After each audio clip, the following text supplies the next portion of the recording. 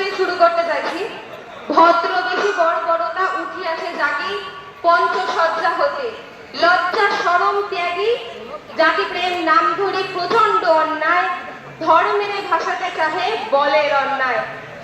কেন্দ্রীয় সরকারের একের পর এক পদক্ষেপ নেওয়া মুসলিমদের কোণঠাসা করে দেওয়ার জন্য বিজেপি শাসিত বিভিন্ন রাজ্যে এবং কেন্দ্রে মুসলমানদের স্বাধীন জীবনযাত্রায় হস্তক্ষেপ করার জন্য যে পদক্ষেপগুলো গ্রহণ করা হচ্ছে, হিংসার আগুন ছড়িয়ে দেওয়া হচ্ছে, তা এক সাধারণ ভারতীয় নাগরিক হিসাবে আমাকে আতঙ্কিত করছে। কারণ আজ আমার সংবিধান বিপন্ন, সুপ্রিম কোর্টের সুপ্রিম পাওয়ার প্রশ্নের মুখে। 2019-এর তালাক বিল থেকে শুরু করে এনআরসি সিএএ কার্যকর, অভিন্ন দেওয়ানি বিধি, এরপর ওয়াকফ বিল। কি ভেবেছে এইভাবে কি হবে? বসতে দাও। এইভাবে শেষ করবে? পারবেন না। আমাদের বুকে বুকে ঈমান আছে, আমাদের রক্তে আল্লাহর বাণী মিশে আছে। স্বাধীনতার ৭৭ বছরে আর কোন ধর্মে কোন সরকার হস্তক্ষেপ করার সাহস দেখিয়েছে বলতে পারেন? আমাদের ওয়াকফের প্রক্রিয়া চলে শরীয়তের আইন মেনে।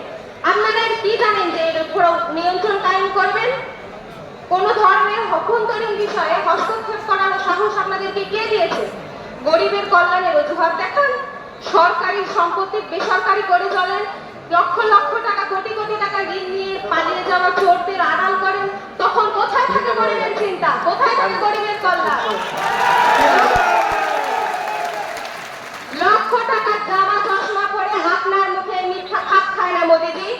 উত্তরপ্রদেশ সহ বিভিন্ন বিজেপি শাসিত রাজ্যে এখানে মসজিদ মাদ্রাসাগুলোর উপর হামলা চলছে, নিষেধাজ্ঞা চলছে। কি ভেবেছে? না, পারবেন না। আমরা ইনশাল্লাহ শেষ পর্যন্ত লড়াই করে যাব।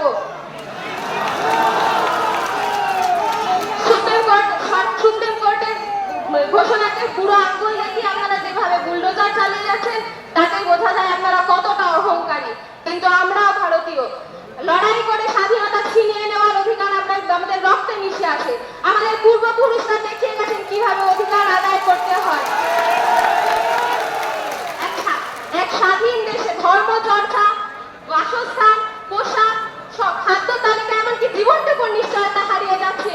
কিন্তু দুঃখের বিষয় হলো তারা আমাদের পরাধীন দেশের স্বাধীনতা আদায়ের জন্য লড়াই করেছে। আর আমাদের লড়াই স্বাধীন দেশের মধ্যে সংবিধানেতেও একটা অধিকার আদায়ের জন্য।